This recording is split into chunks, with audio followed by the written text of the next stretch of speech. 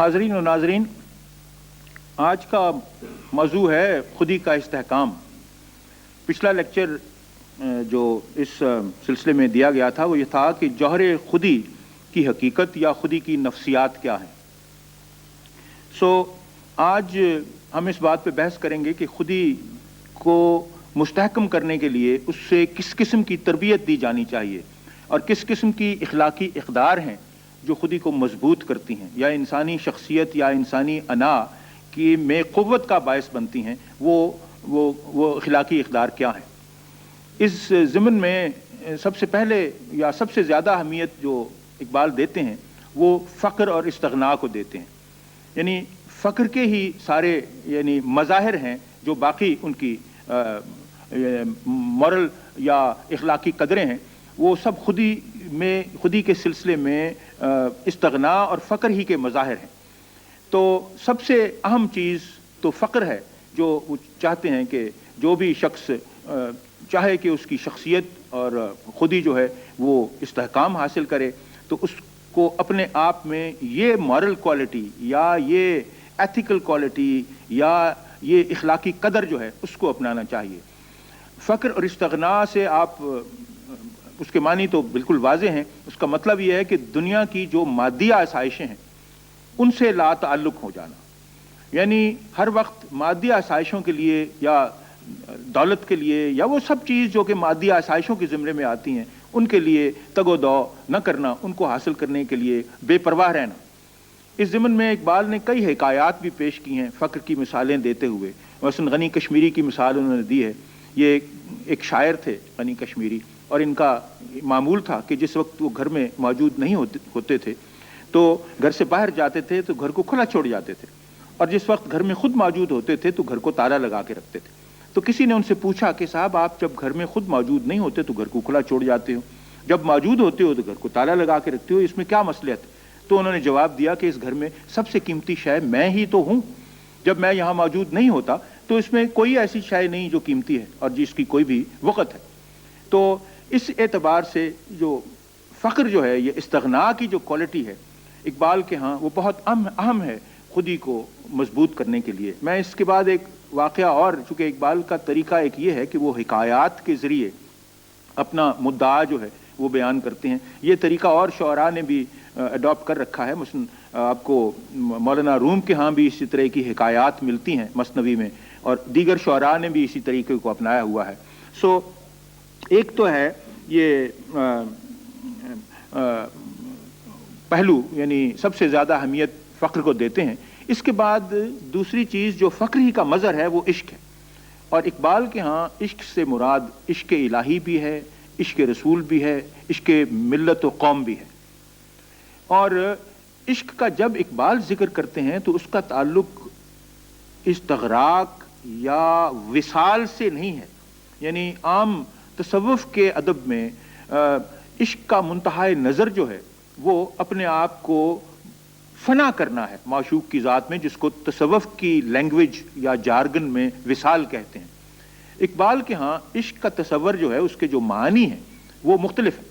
और उन्हीं के अपने अल्फाज में अंग्रेज़ी में उन्होंने बयान किया हुआ है कि उनके नज़दीक इश्क की तारीफ़ या डेफिनेशन क्या है। मैं उसका उर्दू तर्जुमा आपके सामने पेश करता हूँ। वो फरमाते हैं, इश्क से मेरी मुराद है अपने अंदर समो लेने या जज़ब कर लेने की आरज़ू, उसकी आला तरीन सूरत किसी आइडियल की तख्लीक और उसकी तहसील के लिए तगो-दो है। इश्क आशिक और माशूक दोनों को इनफरादियत की खुसूसियत बख्शता है। बस सबसे यकता शख्सियत को हासिल करने के लिए जुस्तजू न सिर्फ अबद को यकतायत अता करती है बल्कि साथ ही माबूद की यकतायत या तौहीद की तस्दीक भी करती है। तो अब इससे अंदाज़ा कीजिए कि इकबाल के यहाँ फ़िराक को अहमियत है इश्क के मामले में। वो मनोतू का फ़र्क, खुदा और बंदे का फ़र्क कायम रखना चाहते हैं। वो अपनी ज़ात को कभी भी फ़ना की तरफ नहीं ले जाते। लिहाजा इनके यहाँ जो ख़ास जो खुसूसी बात ज़हन में रखने के लिए ज़रूरी है वो ये है कि इकबाल के यहाँ इश्क का वो मफ़हूम नहीं है जो सूफिया जो शुअरा हैं जो सूफ़ी मसलक के कायल थे या वजूदी मसलक के कायल थे, उनका जो फ़ना के साथ मुंसलिक विसाल का مدعا تھا وہ اقبال کے ہاں اس کے بالکل برعکس صورت ہے. یہاں اقبال عشق سے مراد فراق لیتے ہیں، اور فراق سے مطلب یہ ہے کہ منتو کا فاصلہ جو ہے وہ قائم رکھا جائے، عاشق جو ہے وہ خود یکتا ہو جائے، اور اسی طرح جس کو وہ عشق کرے جو اس کا آئیڈیل ہو وہ بھی ایک طرح کی یکتائیت اس کو بھی نصیب ہو جائے. سو یہ یکتائیت کا ایمفیسس، وہی خودی کا مسئلہ، وہ اقبال کے ہاں چونکہ اہم ہے. لہٰذا اقبال سمجھتے ہیں کہ تکمیل خودی کے لیے یہ عنصر یعنی عشق کا عنصر بھی بے حد ضروری ہے، اور اس کے بغیر جو ہے وہ خودی کی تربیت نہیں ہو سکتی. جو عشق سے عاری ہے، جو عشق نہیں کر سکتا، جس میں یہ جذبہ موجود نہیں، اس کی خودی جو ہے وہ کبھی بھی مستحکم نہیں ہو سکتی. اور یہ بھی خیال رہے کہ عشق فقر ہی کا ایک مظہر ہے، اسی کا ہی ایک یعنی ایسپیکٹ ہے. اقبال بیان کرتے ہیں کہ اگر انسان میں جذبہ عشق اور اس کے ساتھ ہی فقر مضبوط ہو تو اس کی خودی جو ہے، اس کی شخصیت جو ہے وہ شوکت و سطوت کے ایسے مقام پہ پہنچ جاتی ہے کہ آپ اس کا اندازہ نہیں کر سکتے کہ اس کی قوت کتنی ہو جاتی ہے. اور اس ضمن میں انہوں نے واقعہ بیان کیا ہے، حضرت بو علی قلندر کی زندگی کا ایک واقعہ بیان کیا ہے اسرار خودی میں. آپ میں سے جس نے بھی وہ کتاب پڑھی ہے اس حکایت کو ضرور پڑھا ہوگا. وہ میں آپ کے سامنے وہی حکایت مختصراً پھر بیان کرتا ہوں. حضرت بو علی قلندر پانی پت کے ایک بہت بزرگ وہ گزرے ہیں، اور چونکہ قلندر تھے ان کے ہاں فقر اور عشق کا امتزاج اس قسم کا ان کی شخصیت میں ہوا کہ وہ ایک اپنی بہت ہی تصوف صوفیاء میں ان کا بہت بلند مقام ہے. تو اقبال جو حکایت بیان کر رہے ہیں وہ یہ ہے کہ ان کا ایک مرید تھا، سادہ سا بیچارہ جس کو پتہ نہیں تھا، وہ شہر میں جا رہا تھا کہ شہر میں حاکم کی سواری گزرنے کی اطلاع موصول ہوئی، اور چوبدار اور غلام بھاگے بھاگے آگے جا رہے تھے اور رستہ خالی کروا رہے تھے لوگوں سے. یہ بیچارہ سادہ سا مرید تھا حضرت قلندر کا، اور اس کو بادشاہوں کی یا حاکموں کی تعظیم کے جو آداب ہیں اس کے متعلق کوئی خبر نہیں تھی. تو یہ اپنے رستے پہ اپنے خیالات میں مگن چلتا گیا، حتیٰ کہ چوبدار کو بڑا غصہ آیا. اس نے لاٹھی جو اپنی تھی اس کے سر پہ دے ماری اور اس سے اس کا سر پھوٹ گیا بیچارے کا. تو اس نے آ کے تو حضرت قلندر کی بارگاہ میں وہ حاضر ہوا مرید، اور اس نے کہا دیکھیے مجھے اس نے جو حاکم شہر ہے اس کے چوبدار نے، اس کے نوکر نے مجھے یہ لاٹھی مار دیا، مجھے زخمی کر دیا، میرا کیا قصور ہے؟ تو اس پر حضرت قلندر جو تھے وہ بہت ناراض ہوئے، کیونکہ انہوں نے دیکھا کہ یہ حاکم شہر کتنا متکبر ہے اور یہ اس طرح انسانیت کی تذلیل ہوئی ہے. اس سے ان کا جو فخر تھا، یہ ان کی شخصیت تھی، وہ جلال میں آ گئی. فوراً انہوں نے کاتب کو بلایا اور کہا کہ جو سلطان وقت ہے اس کو ایک میری طرف سے خط لکھو. سلطان وقت اس وقت علاؤ الدین خلجی تھے. تو خیر اس نے جناب قلندر نے ان کے نام خط لکھا کہ تیرا جو حاکم شہر ہے اس نے میرے مرید کا اس طرح سر پھوڑا ہے، تو مہربانی کر کے اس کو اس تکبر کی سزا دے، اور اگر تو سزا اس کو نہیں دے گا تو میں تیری سلطنت کسی اور کو دے دوں گا. تو علاؤ الدین خلجی جیسا شخص یعنی لرزہ براندام ہو گیا جس وقت اس کو یہ پیغام ملا. اس نے فوراً سرزنش کی اس حاکم شہر کی، اور ساتھ ہی جو اس زمانے کے ان کے زمانے کے مشہور شاعر تھے امیر خسرو، ان کو بارگاہ میں بھیجا قلندر کی کہ کسی طریقے سے میری ان سے معافی کروا دو. سو امیر خسرو قلندر کی بارگاہ میں پانی پت پہنچے، اور پہلے تو ان کو ایک بڑی پرسوز غزل گا کے سنائی تاکہ ان کا دل پسیجے. اور جس وقت حضرت قلندر نے خوشی کا اظہار کیا تو پھر انہوں نے سلطان کی طرف سے معافی نامہ پیش کیا اور سلطان کو اس طرح سے معافی دلوا دی. سو جب اقبال فرماتے ہیں کہ خودی اور عشق و فقر سے جب مستحکم ہوتی ہے تو ایسے فرد کا جلال تاج و تخت کو بھی لرزہ براندام کر دیتا ہے. یعنی ان کا یہ کہنا کہ میں تمہاری سلطنت کسی اور کو بخش دوں گا، یہ دیکھیے یہ کس قسم کا عالم ہے کہ ایک درویش ہے، ایک فقیر ہے، وہ سلطان کے نام پیغام بھیج رہا ہے کہ تو اپنے حاکم کو قرار واقعی سزا دے چونکہ اس نے میرے مرید کا سر پھوڑ دیا ہے، اگر تو ایسا نہیں کرے گا تو تیری حکومت، تیری سلطنت ہی کسی اور کو بخش دوں. تو یہ اقبال نے واقعہ ایک بیان کیا ہوا ہے کہ کس طرح فقر و استغنا اور عشق کی کیفیت اگر ان کا امتزاج ہو جائے تو پھر کیا صورت بن سکتی ہے خودی کے استحکام کے بارے میں. اب اس کے بعد جو اگلا مورل آئیڈیل ہے حضرت علامہ کا اس سلسلے میں وہ جرت ہے. जुर्रत मंद ही इकबाल के नज़दीक ज़िंदगी की नई राहें तलाश करते हैं। और यहाँ जुर्रत या शुजात से मुराद सिर्फ अस्करी शुजात ही नहीं, इकबाल के यहाँ शुजात और जुर्रत का जो एक पहलू है या जो अंसर है, वो आपके फिक्र अमल के लिए भी बेहद ज़रूरी है कि आप ज़िंदगी के हर मसले के बारे में, खा वो फिक्री मसला हो, खा वो आपका अमल हो, उसके मुतालिक जुर्रत से, हौसला मंदी से और शुजात से काम लें, तो तभी आपकी खुदी जो है वो इस्तेहकाम उसको हासिल होगा। अब जब आपके यहाँ जुर्रत होगी तो आप तख्लीक के मकासद सही तौर पर कर सकेंगे। इकबाल के यहाँ खुदी के इस्तेहकाम के लिए ये ज़रूरी है कि हर वक्त आप कोई ना कोई मकसद अपने सामने रखें और फिर उसकी तहसील के लिए जुस्तजू करते रहें। जितनी ज़्यादा शिद्दत के साथ आप उस मकसद को पा लेने के लिए जद्दोजहद करेंगे या जुस्तजू करेंगे, यानी जितना ज़ौक़ तलब आपका होगा, वो डिपेंड आपका ज़ौक़ तलब करता है कि आपकी जो सोज़ आरज़ू है उसकी कितनी, उसका सोज़ कितना है। सोज़ आरज़ू के ज़रिए ही आप में ज़ौक़ तलब पैदा होती है, और ज़ौक़ तलब के लिए मकसद का तयन करना, मकसद की तख्लीक करना, वो तभी आप कर सकते हैं कि आप में जुर्रत हो, जुर्रत रेंदाना जिसको इकबाल कहते हैं। तो ये यानी कह लीजिए खौफ का उलट है कि जुर्रतमंदी जो है वो भी बहुत ज़रूरी है। और आपने महसूस किया होगा कि जुर्रत भी फ़क्र ही का एक मज़र है। जिस तरह इश्क फ़क्र का मज़र है, उसी तरह जुर्रत भी फ़क्र ही का मज़र है। फिर चौथी चीज़ जो इकबाल इस सिलसिले में, चौथी इखलाकी कदर जिसका इकबाल जिक्र करते हैं, वो हुर्रियत है, या जिसको आज़ादी कह लिया जाता है। यह मादर पिदर आज़ादी का इससे ताल्लुक़ नहीं है। ये हुर्रियत से मुराद ये है कि आप किसी तकलीद से आज़ाद हों, यानी वो आज़ादी जो सही मानों में आज़ादी है। ये भी अपनी जगह पे एक मज़र है फ़क्र का, आज़ाद मनुष्य होना, यानी किसी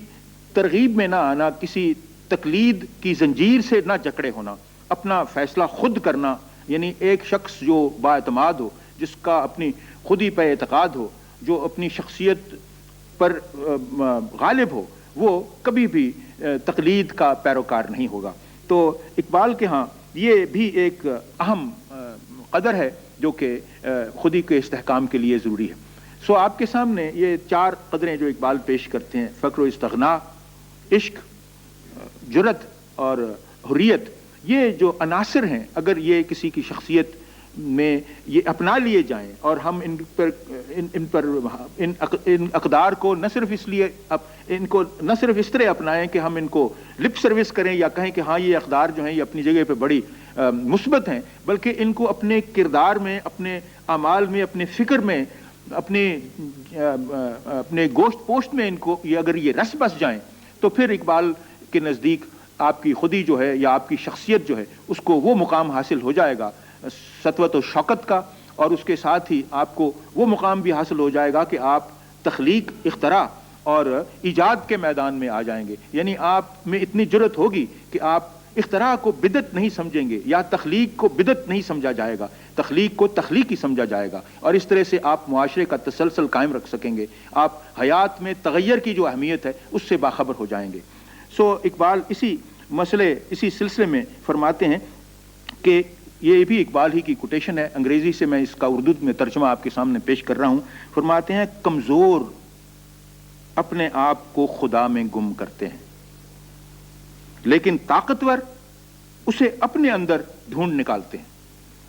तो अपने अंदर खुदा को ढूंढ निकालना, यही खुदी या खुदी का मुंतहा नज़र है, और यही चीज़ है जो इकबाल के यहाँ बहुत ही, यानी दूसरे मुफक्करों से उनका जो इम्तियाज़ है वो इसी बिना पे है कि वो खुदी को, इंसानी खुदी को उस मुकाम पे ले जाते हैं कि आप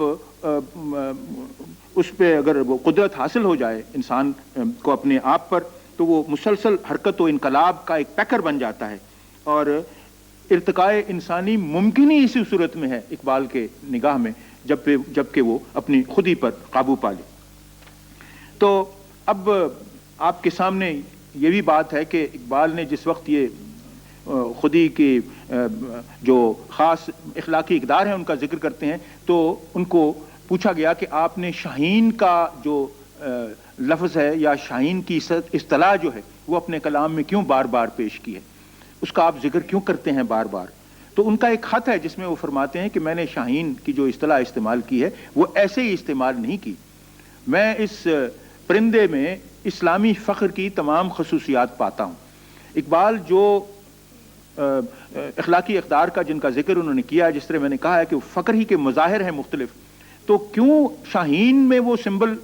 پاتے ہیں فخر کا، اسلامی فخر جس کا وہ کہتے ہیں؟ تو اس کی وجہ وہ خود بیان کرتے ہیں، 5 اس کی خواص بیان کرتے ہیں جو اقبال شاہین پرندے میں ان کو نظر آتی ہیں۔ وہ خواص ہیں: پہلی، خوددار و غیرت مند ہے، اور کے ہاتھ کا مارا ہوا شکار نہیں کھاتا، یہ پہلی خصوصیت ہے۔ دوسری، بے تعلق ہے، آشیانہ نہیں بناتا۔ تیسری، بلند پرواز ہے۔ چوتھی، خلوت پسند ہے۔ پانچویں، تیز نگاہ ہے۔ تو یہ 5 کوالٹیز جو ہیں وہ اقبال ایک مسلم میں یا ایک فرد میں بھی دیکھنا چاہتے ہیں۔ یہ 5 خصوصیات ہیں جو فخر ہی کے مختلف مظاہر ہیں جو اقبال دیکھنا چاہتے ہیں، اور اسی وجہ سے انہوں نے یہ سمبل شاہین کا استعمال اپنی شاعری میں کیا ہے، انہی 5 خواص کو بیان کرنے کے لیے۔ اب ہم ان منفی قوتوں کی طرف آتے ہیں جن سے فرد انفرادی خودی جو ہے وہ کمزور ہوتی ہے، اور وہ اس کی کمزوری کا جو باعث بنتی ہیں یہ قدریں، ان کی نشاندہی بھی اقبال نے کر رکھی ہے۔ ان میں سب سے اہم جو منفی قوت ہے وہ نفی ذات ہے، یعنی یقینی امر ہے کہ اگر اقبال اس بات ذات پر یا خودی پر زور دیتے ہیں تو اس کا الٹ ہی اس کی کمزوری کا باعث ہوگا۔ سو نفی ذات سے مراد اقبال کہتے ہیں اپنے آپ کو ہیج اور بے حیثیت سمجھنا، اور ناسازگار حالات کے سامنے ہتھیار ڈال دینا، یہ ہے نفی ذات۔ تو اقبال نفی ذات کو خودی کی کمزوری کا باعث سمجھتے ہیں، لہٰذا وہ آپ سے ہمیشہ یہی توقع رکھتے ہیں کہ جو انفرادی خودی یا شخصیت کا مالک ہے وہ نفی ذات سے جس قدر دور ہو سکتا ہے اپنے آپ کو کرے۔ پھر نفی ذات کے علاوہ اور کون سی منفی قوتیں ہیں جن سے خودی کمزور ہوتی ہے؟ وہ ہے سوال یا گدائی، دوسروں سے نظریات مستعار لینا، یا ویسے ہی دستے سوال دراز کرنا۔ دستے سوال دراز کرنے سے، دوسروں سے مدد مانگنے سے حاجت مندی کے عالم میں اقبال کے نزدیک خودی عزت نفس یا اعتماد ذات کا خاتمہ کر دیتی ہے۔ سو سوال کبھی نہیں کرنا چاہیے، یہ اقبال کے ہاں خودی کا ایک بہت اہم، یعنی جس سے خودی کو نقصان پہنچتا ہے، آپ کی شخصیت جس سے تباہ ہو سکتی ہے، وہ دستے سوال دراز کرنا ہے۔ خواہ وہ باہر سے نظریات مانگے جائیں، خواہ وہ کسی کی مدد مانگی جائے۔ جس وقت آدمی کو اپنے آپ پر اعتماد نہ رہے، جب اپنے آپ پر وہ انحصار نہ کر سکے اور دوسرے سے مدد طلب کرے، وہ ایک طرح کا یعنی کہہ لیجئے ایک طرح کی محتاجی ہے۔ اس ضمن میں بھی وہ ایک حکایت بیان کرتے ہیں حضرت عمر کی اور ان کے غلام کی، جس وقت اونٹ پہ بیٹھ کے جا رہے ہوتے ہیں یروشلم کی طرف، تو ان کے ہاتھ سے ان کا ہینٹر نیچے گر جاتا ہے، اور بجائے اس کے کہ غلام کو کہیں کہ مجھے پکڑا دے، وہ خود اتر کے اس کو پکڑتے ہیں، تاکہ وہ غلام کا بھی یہ احسان نہیں لینا چاہتے کہ اس نے میری مدد کی اس سلسلے میں۔ تو سوال یہ ہے کہ اپنا کام خود کرنا، اپنے آپ پر اعتماد کرنا، دوسرے کے سامنے دستے سوال دراز نہ کرنا سے ہی خودی مستحکم ہوتی ہے۔ اگر ایسی صورت نہیں ہوگی تو اس سے وہ کمزوری واقع ہوگی۔ پھر اس کے بعد جو آپ اقبال نے گنائی ہیں اس قسم کی منفی قوتیں، وہ ہیں نفرت، خوف، بدعنوانی، بزدلی، نقالی، بے ضمیری، خوشامد اور موقع پرستی۔ آپ دیکھیں گے کہ جب ایک معاشرہ انحطاط پذیر ہوتا ہے، یا جب ایک فرد کی شخصیت کا خاتمہ ہو چکا ہوتا ہے، جب وہ غلام و محکوم ہو جاتے ہیں، جب وہ معاشرے یا افراد کہہ لیجئے سٹیٹک ہو جاتے ہیں یا جمود کا شکار ہوتے ہیں، تو ان میں یہ ساری چیزیں پیدا ہو جاتی ہیں۔ ان میں رشوت ثانی ہوتی ہے، بدعنوانی ہوتی ہے، ان کے ہاں ایک دوسرے کے خلاف نفرت ہوتی ہے، تنگ نظری ہوتی ہے، بزدلی ہوتی ہے، کوئی نقال کسی کی نقالی کرتا ہے، بے ضمیری ہوتی ہے، موقع پرستی ہوتی ہے۔ یہ ساری چیزیں اس معاشرے میں آ جاتی ہیں جب آپ کی خودی جو ہے، خواہ وہ انفرادی ہو خواہ وہ اجتماعی ہو، وہ زوال پذیر ہو یا انحطاط پذیر ہو۔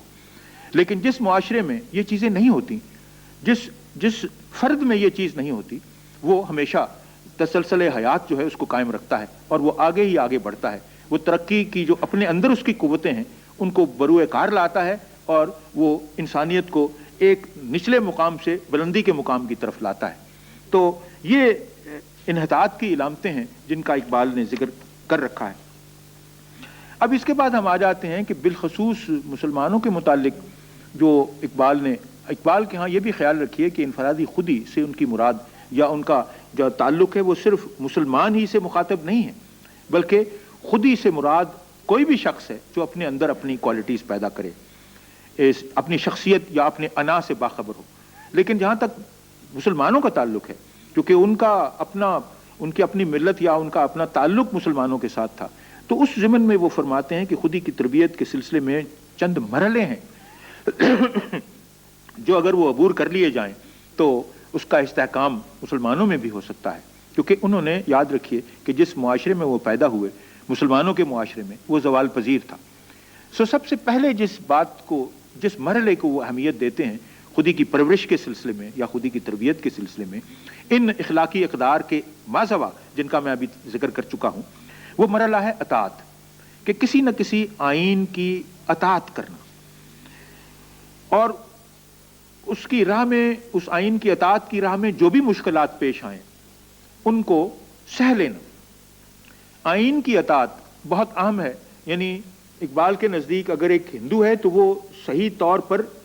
زنار پرست ہو، یعنی وہ صحیح بنے اسی میں ہی، اور اگر ایک مسلمان ہے تو اس میں جوش ابراہیمی جو ہے اس کے ایمان میں وہ پیدا ہو۔ تو مطلب یہ ہے کہ کوئی نہ کوئی آئین جو بھی آپ کا ہے اس کے آپ پابند ہوں تو تبھی آپ کی جو بقا ہے اس کا امکان ہے۔ تو اس میں بہت ساری شاعرانہ مثالیں بھی دیتے ہیں کہ یہ اصول ہے، آئین ہے کلی کا، کہ اس میں خوشبو پیدا ہوتی ہے، چونکہ کلی بند ہوتی ہے تو اس میں خوشبو پیدا ہوتی ہے۔ ستارے جو ہیں وہ اپنے آئین کے تابع ہیں، اور اسی لیے ان میں جو کچھ بھی آپ دیکھ رہے ہیں ان کی جگمگاہٹ یا جو بھی ان کی درخشانی ہے وہ اس وجہ سے ہے چونکہ وہ کسی نہ کسی آئین کے پابند ہیں۔ تو وہ جو ایک شخص جو کہ خودی کے استحکام کا طالب ہے، اس کے لیے بھی آئین کی پابندی کو سب سے زیادہ اہمیت دیتے ہیں۔ تو اس لیے فرماتے ہیں کہ مسلمان کے لیے احکام الہی کی پابندی اور حدود مصطفیٰ میں رہنا بہت ضروری ہے۔ تو ایک اور مقولہ ہے جس کو یہاں ذہن میں رکھنے کی ضرورت ہے، اقبال کے ہاں دوسرے مفکر بھی دنیا اسلام میں اس قسم کے ہو گزرے ہیں اور دوسرے مذاہب میں بھی، جو یہ جنہوں نے ارشاد کر رکھا ہے کہ اصل اختیار جبر ہی سے پیدا ہوتا ہے۔ اصل اختیار جو ہے وہ جبر ہی کے بطن سے پیدا ہوتا ہے، یعنی اختیار رکھنے کے لیے سب سے پہلے آئین کی پابندی یا جبر اپنے آپ پر کرنے کی ضرورت ہے۔ اگر وہ جبر نہیں ہوگا تو اختیار بھی نہیں آئے گا۔ اس ضمن میں یعنی اختیار کے تحصیل کے لیے وہ جو آئین ہے اس کی پابندی جو ہے وہ ضروری ہے۔ تو پہلا مرحلہ خودی کی تربیت میں جو ہے وہ آئین پسندی ہے یا آئین کا پابند ہونا ہے۔ دوسرا مرحلہ ان کے نزدیک ضبط نفس سے اقبال کی مراد یہ ہے کہ یہ دوسرا مرحلہ انسان کی فکری زندگی میں آتا ہے جب وہ آئین کی پابندی کے بعد یہ عقلی طور پر معلوم کرنا چاہتا ہے کہ اس آئین کی جس کی وہ پابندی کر رہا ہے اس کی حکمت کیا ہے، یعنی اس کی حکمت معلوم کرنا اس آئین کی جس کا وہ پابند ہے۔ پہلے تو پابندی ہے، فرما برداری ہے، یعنی آنکھیں بند کر کے ایک طرح کی، پھر اس کے بعد جب وہ پابندی آپ کی ذات کا حصہ بن جاتی ہے، پھر یہ سٹیج آتی ہے جب آپ اس کی مصلحت جاننے کی کوشش کرتے ہیں۔ پہلے پابندی کو قبول کرو، پھر اس کی مصلحت جانو، اور مصلحت جاننا جو ہے وہ اقبال کے نزدیک ضبط نفس ہے۔ یہ وہ مرحلہ ہے جب انسان، اقبال فرماتے ہیں، جب انسان تعمیل احکام کے ساتھ ساتھ ان احکام کی حکمتوں سے آگاہی حاصل کرتا ہے، یعنی خود شناسی سے خدا شناسی کے رستے پر گامزن ہوتا ہے۔ تو یہ دوسرا مرحلہ ہے۔ اور اس کے بعد تیسرا مرحلہ اقبال کے نزدیک ہے نیابت الہی۔ جو بھی مسلمان آئین کا پابند رہنے کے بعد ان احکام الہی کی مصلحتوں کو بھی جان لیتا ہے، وہ اس منزل پہ پہنچ جاتا ہے جو اقبال کے نزدیک نیابت الہی کی منزل ہے۔ یہ تیسرا مرحلہ ہے اور خودی کی تکمیل کا مرحلہ ہے۔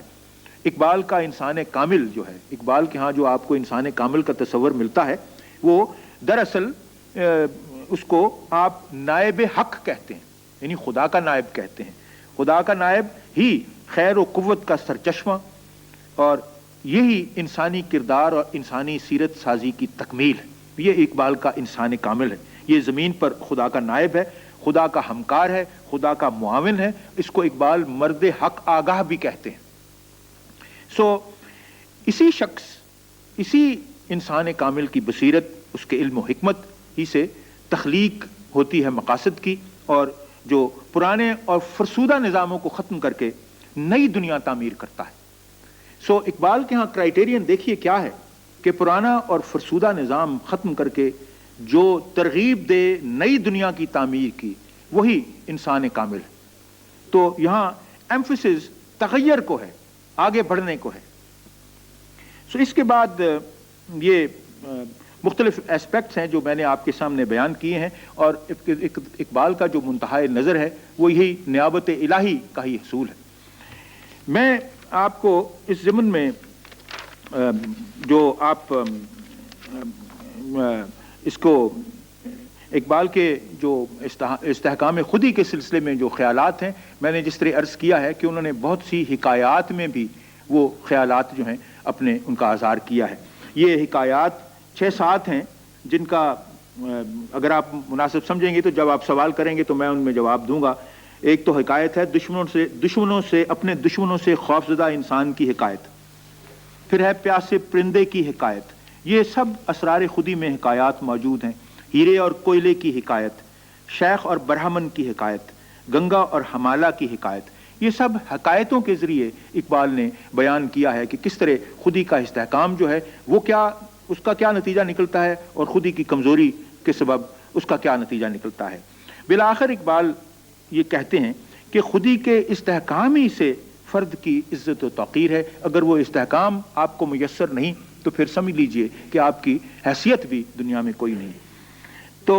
فرماتے ہیں اگر خودی کی حفاظت کریں تو عین حیات، نہ کر سکیں تو سراپا فسون و افسانہ، ہوئی ہے زیر فلک امتوں کی رسوائی، خودی سے جب ادب و دیں ہوئے ہیں بیگانہ۔ اب اگر آپ کے ذہن میں کوئی سوال آتا ہے جو اسی موضوع سے متعلق ہو تو فرمائیے، میں آپ کو جواب دینے کی کوشش کروں۔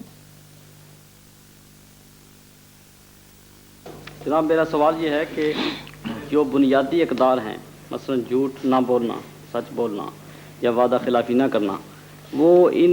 مثبت اقدار میں جو خودی کو استحکام بخشتی ہیں اس میں یہ کور ہو جاتی ہیں؟ جی ہاں، آپ خود ہی غور کیجئے، جس وقت آپ فقر کا تصور سامنے اپنے لائیں گے، استغنا کا تصور، جھوٹ تبھی بولا جاتا ہے جبکہ کوئی نہ کوئی حاجت ہو، حاجت مند ہی اپنی حاجت کو پورا کرنے کے لیے ہی جھوٹ بولے گا، اور جب حاجت مندی ہی نہ رہی تو پھر جھوٹ بولنے کا سوال ہی پیدا نہیں ہوتا۔ میرے اپنے خیال میں اقبال نے سب سے اہم جس خصوصیت کا ذکر کیا ہے فقر کا، اس میں آپ کے سوال کا جواب موجود ہے۔ اس میں وہ کور ہو جاتی ہیں ساری وہ خصوصیات جو اخلاقی طور پر جن کو اپنانا ضروری ہے۔ یہ استحکام خودی کے بارے میں جو منفی جو اسپیکٹس تھے ابھی،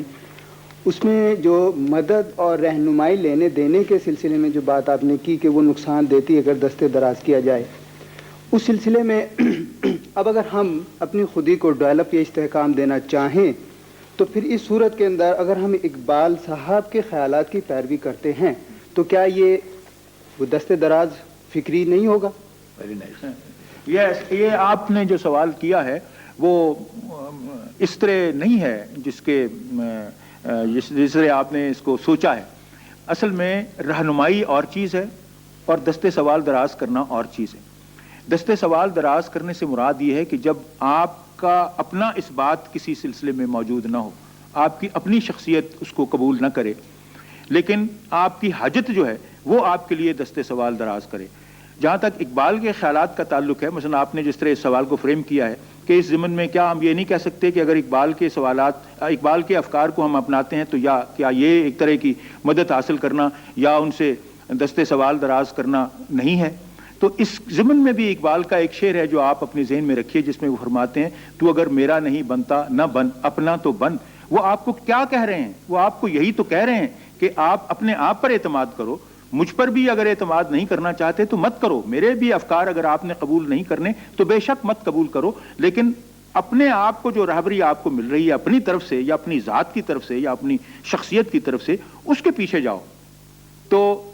مراد یہ ہے کہ وہ آپ کو اس بات سے شناسا کر رہے ہیں کہ آپ کو اپنے آپ پر اعتماد کرنا چاہیے. تو جو شخص آپ کو یہ کہے کہ آپ اپنے آپ پر اعتماد کریں اور آپ اس کی بات مان لیں تو اس کے معنی یہ نہیں ہوں گے کہ آپ نے ان کے خیالات کو مسعار لیا ہے. سر آپ نے ابھی ایک مثال دی تھی کہ ایک کوئی بزرگ تھے جو جب گھر سے باہر ہوتے تھے تو وہ دروازے اوپن رکھتے تھے اور جب گھر ہوتے تھے تو وہ تالا لگا کر رکھتے تھے.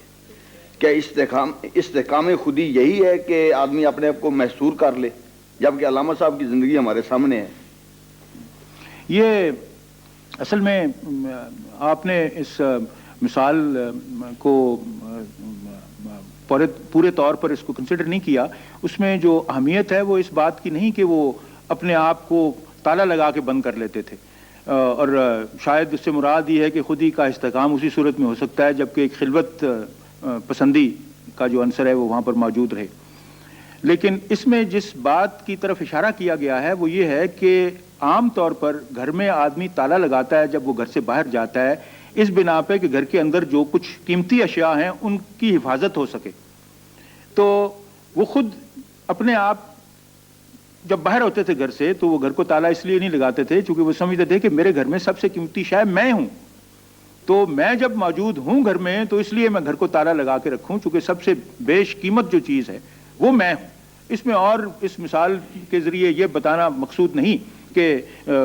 استحکام جو خودی کا ہوتا ہے وہ اپنے آپ کو محصور کر لینے سے ہی ہوتا ہے. لیکن یہاں ایک بات اور بھی آپ کو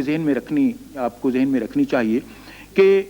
خلوت پسندی بھی خودی کے استحکام کا باعث بنتی ہے اقبال کے ہاں. اور خلوت پسندی اس لیے خودی کا باعث بنتی ہے چونکہ انسان ہمیشہ خلوت میں یا لونلینس میں ہی اس فکری استغراق میں جاتا ہے جو بعض اوقات تخلیق کا باعث بنتی ہے. تخلیق جب انسان سے سرزد ہوتی ہے یا کوئی بھی اس کا عمل جب وہ ایجاد کوئی چیز کرتا ہے، جب کوئی چیز اختراع کرتا ہے تو وہ مجلس میں بات ایسی نہیں ہو سکتی. اس کے لیے جس فکر کی ہوتی ہے اس کے لیے اس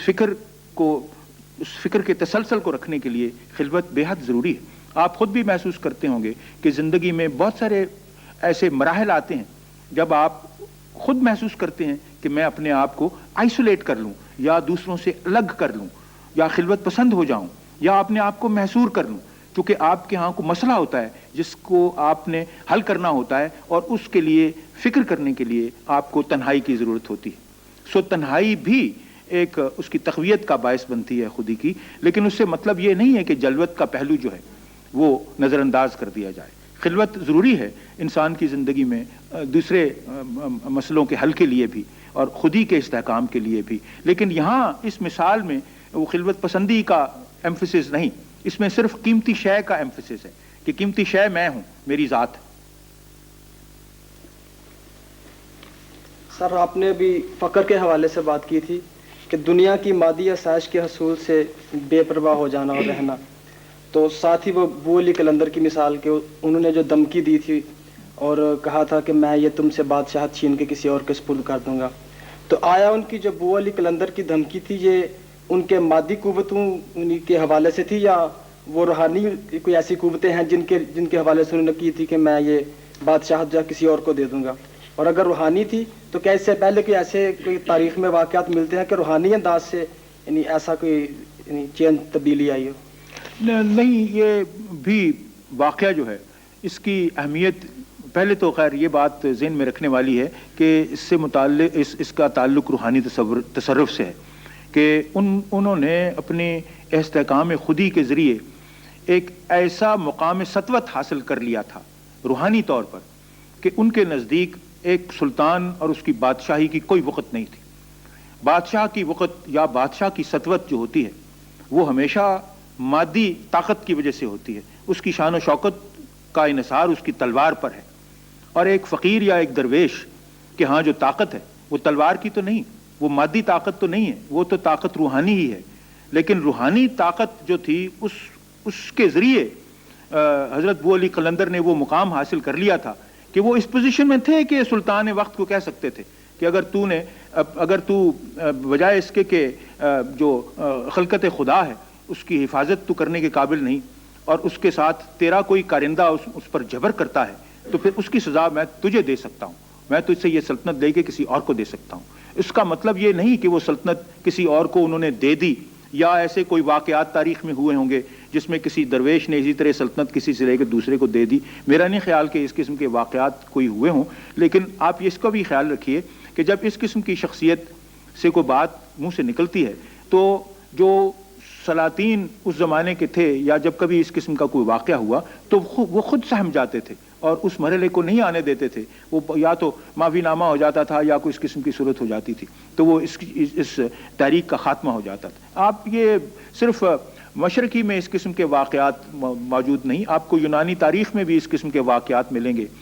آپ کو شاید خیال ہوگا کہ جب پیتھاگورس کے سامنے سکندر نے پیتھاگورس فلسفی جو تھا اس کی بڑی تعریف سن رکھی تھی، تو ایک دن سکندر اس کے پاس آیا اور اس کو کہنے لگا کہ بتاؤ میں تیرے لیے کیا کر سکتا ہوں۔ تو اس وقت پیتھاگورس نہا رہا تھا، تو اس نے کہا مہربانی کر کے میں دھوپ میں نہا رہا ہوں، مجھے دھوپ سیکنے دو، مہربانی کر کے ذرا ایک طرف ہٹ جاؤ۔ تو یہ اس کے استغنا ہی کی ایک حکایت ہے جس میں اس نے کہا تھا کہ مجھے تم سے اور کیا چاہیے، پرے ہٹ جاؤ، مجھے سورج کی روشنی تو آنے دو۔ تو سوال یہ ہے کہ استغنا کی مثالیں ہیں کہ آپ کی فطرت میں استغنا اس طرح رس بچ جائے کہ آپ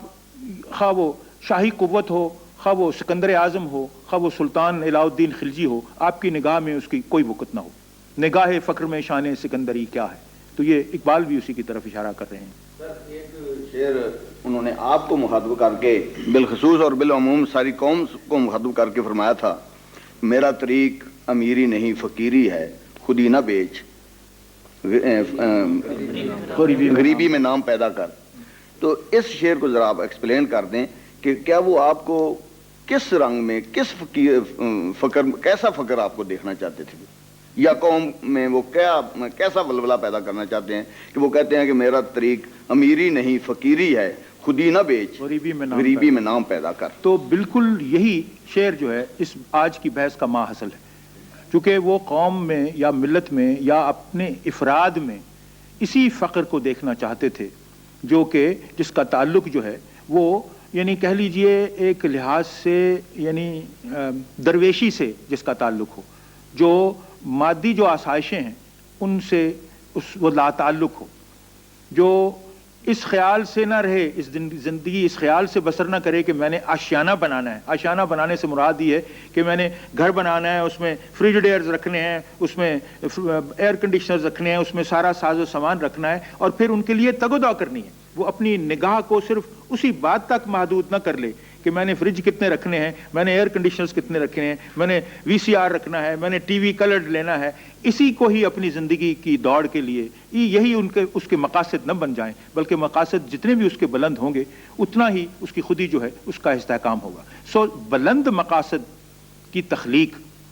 اور استغنا کی کیفیت میں رہ کے یہی ان کے نزدیک سب سے اہم چیز تھی۔ یہی انہوں نے مجھے ایک سمبل کے طور پر استعمال کرتے ہوئے نوجوانان ملت یا شباب ملت کو یہی پیغام دیا تھا کہ آپ اپنے دل میں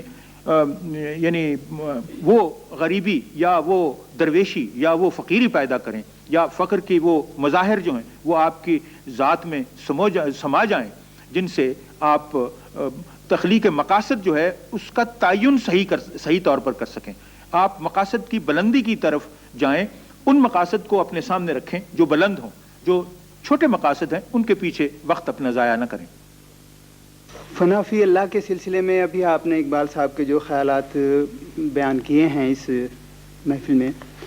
اس میں یہ کہ اللہ میں فنا ہونا جو ہے اسے بھی علامہ صاحب جونس ہیں وہ ایک کمزوری یا ایک ہلکا پن سمجھتے ہیں، جبکہ اسلام میں یہ اس بات کو زیادہ بہتر اور اچھا کہا گیا کہ خدا کو پرسوٹ کرنا یا خدا کی پیروی کرنا یا اس کی جو صفات کو اپنانا جو ہے، دراصل وہی ایک بڑے مقام پر، ایک اچھے پرامن اور مستحکم مقام پر پہنچنا ہے، خودی کا بھی اور زندگی کا بھی اور معاشرے کا بھی۔ یہ اس سوال کا جواب مدلل تو اس موضوع پہ آئے گا جہاں خودی اور خدا کا تعلق ہے۔ یہاں آپ کو اتنا میں بتا دوں کہ اسلامی تصوف میں بھی بعض صوفیاء کرام ہیں جو اسی چیز کو جس کا آپ نے ذکر فنا کی صورت میں کیا ہے وہ اس کو بقا کا نام دیتے ہیں۔ ایک فنا فی اللہ ایک تعبیر یہ فنا فی اللہ کی ہے، ایک تعبیر بقا اللہ کی ہے، یعنی اللہ کی ذات میں رہتے ہوئے بھی بقا حاصل کر لینا۔ تو اقبال کا تعلق ان صوفیاء سے تھا جو بقا اللہ کی تشریح کرتے تھے، یعنی خدا کے ساتھ جو تعلق ہے انسان کا، اس میں وہ من و تو کا فاصلہ ہمیشہ قائم رکھتے ہوئے اس کو بقا اللہ کہتے ہیں، اور وہ فنا فی اللہ کی منزل کی طرف نہیں جاتے تھے۔ یعنی مطلب یہ ہے کہ ان کے نزدیک ایک قطرے کا سمندر میں مستغرق ہو جانا صحیح اسلامی کہہ لیجئے تصوف نہیں تھا۔ ان کے نزدیک ایک قطرے کا منتہا نظر یہ تھا کہ سمندر کی گود میں رہتے ہوئے بھی وہ موتی بن جائے اور موتی کی منزل حاصل کر لے۔ تو موتی بھی تو پانی کا قطرہ ہی ہوتا ہے، لیکن سمندر میں رہتا ہے وہ، اور اس کے باوجود سمندر سے وہ اس کا فراق اور اس کا فاصلہ موجود ہے۔ وہ من و تو کا فاصلہ سمندر میں رہتے ہوئے بھی رکھتا ہے۔ ایک وہ پانی کا قطرہ ہے جو سمندر میں مستغرق ہو جاتا ہے، اس کی اپنی حیثیت ختم ہو جاتی ہے۔ اسی ضمن میں اقبال نے ایک مثال بھی دی ہے، یہ ایک حکایات بیان کرتے ہوئے، جو اقبال کی ایک حکایت ہے جس میں انہوں نے یہ فرق بیان کیا ہوا ہے، اور وہ ہے مکالمہ گنگا اور ہمالہ کا۔ اس میں دریائے گنگا ہمالہ جو ہے اس کو کہتا ہے، دریا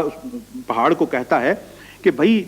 تجھ میں تو اتنا بلند ہے کہ تیری جو چوٹیاں ہیں وہ ستاروں سے باتیں کرتی ہیں، آسمان سے باتیں کرتی ہیں، لیکن کیا ہے تو ایک قدم بھی اٹھا کے آگے نہیں چل سکتا، اور میں دیکھ لو کس طرح بہتا ہوں اور بہتا چلا جاتا ہوں، مختلف دنیاؤں سے گزرتا ہوں، مختلف خطوں سے گزرتا ہوں۔ تو اس پہ پہاڑ اس کو مخاطب ہو کے جواب دیتا ہے کہ تیرا آخر منتہا کیا ہے، تیرا انجام کیا ہے، تو سمندر میں گر کے فنا ہو جاتا ہے، تو ختم ہو جاتا ہے، تیری حیثیت ختم ہو جاتی ہے، لیکن میں دیکھ اپنی جگہ سے نہیں ہلتا، میں اسی طرح اپنی جگہ سے قائم ہوں، میں اپنے قدم نہیں اٹھاتا، میں اپنی جگہ پہ قائم ہوں، میں راک کی طرح، ایک پہاڑ کی طرح اپنی جگہ پہ قائم ہوں۔ وہ میرے جو خیالات ہیں وہ آسمانوں پر ہیں، اور میری جو چوٹیاں ہیں وہ آسمان سے باتیں کرتی ہیں۔ تو مقصد اقبال کا یہی ہے کہ اپنی ذات، اپنی انا، اپنی شخصیت جو ہے اس کو بہر صورت قائم رکھو، خواہ خدا سے بھی ہمکنار کیوں نہ ہونا پڑے۔ تو یہ ایک انداز فکر ہے تصوف کا، اس میں اقبال بقا اللہ پر زیادہ ایمفیسس کرتے ہیں بجائے فنا فی اللہ کے۔ یہ شاہین کی جو علامتی حیثیت ہے اس حوالے سے علامہ صاحب کا ایک شعر ہے کہ گرماؤ غلاموں کا لہو سوزے یقین سے، کنشک کے فرو مایا کو شاہی سے لڑا دے۔ تو یہاں اس کی شاہین کی جو علامتی حیثیت ہے وہ تبدیل ہوتی محسوس ہو رہی ہے۔ جی ہاں بالکل، کیونکہ اس سے مراد یہ ہے کہ یہاں پر وہ اقبال شاہین کو ایک پرندے کی صورت میں فروشسنس کے ضمن میں لے رہے ہیں، اور وہ ایک ایسے پرندے کو جس میں فروشسنس نہیں ہے اس کو ترغیب یہ دے رہے ہیں کہ اتنی قوت اپنے اندر پیدا کر لو کہ تم شاہین کا مقابلہ بھی کر سکو۔ یہاں وہ علامتی جو صورت ہے وہ بدل جاتی ہے، میں آپ کے ساتھ اتفاق کرتا ہوں۔ ابھی آپ نے کہا تھا کہ نیابت الہی سے خودی مستحکم ہوتی ہے، تو غیر مسلم اس زمرے میں کیسے آئیں گے؟ نہیں، یہ جو سوال یہ ہے کہ ہر ایک اقبال کے ہاں کم از کم جو تصور ہے خودی کا، جس طرح میں نے عرض کیا تھا کہ اس کا تعلق محض مسلمانوں ہی سے نہیں ہے، یہ خودی کا پیغام جو اقبال کا ہے یہ ہر اس فرد کے لیے ہے جو کسی بھی معاشرے سے تعلق رکھتا ہو، اور بالخصوص ان معاشروں سے جو ان کے اپنے زمانے میں زوال پذیر تھے یا جو محکوم تھے، جو مغربی کہہ لیجئے شہنشاہیت کے غلام تھے۔ تو اس ضمن میں انہوں نے جس طرح فرض کیجئے اگر بر صغیر کی ہی مثال لیں تو انہوں نے اپنے مکتوبات میں بھی کئی بار یہ اس کا ذکر کیا ہے، کئی بار کہ یہ خودی کا پیغام جو میرا ہے یہ صرف مسلمانوں کے لیے ہی نہیں بلکہ یہ ہندوؤں کے لیے بھی ہے، اور اس سے مراد ان کی یہی ہے کہ اپنے آئین کی پابندی کرو، اپنے مذہب کی پابندی کرو، اپنی شخصیت کو، اپنے جو ٹریڈیشن ہے مذہب کی یا روحانی اس کے ساتھ مطابقت رکھتے ہوئے آپ اپنی خودی کی نشو و نما کرو۔ تو یہ ہر تمدن میں، ہر کلچر میں آپ یہ محسوس کریں گے کہ وہاں کسی نہ کسی شکل میں نیابت الہی کا تصور موجود ہے، اور بالخصوص اگر آپ ہندوؤں کی مثال لیں یا دوسرے مذہب کی مثال لیں تو اس میں بھی مثلا آپ فرض کیجئے مثال لیں عیسائیت کی یا دیگر مذہب کی، تو وہاں بھی آپ کو نیابت الہی کا تصور ملے گا. اور آپ بالخصوص تصوف کی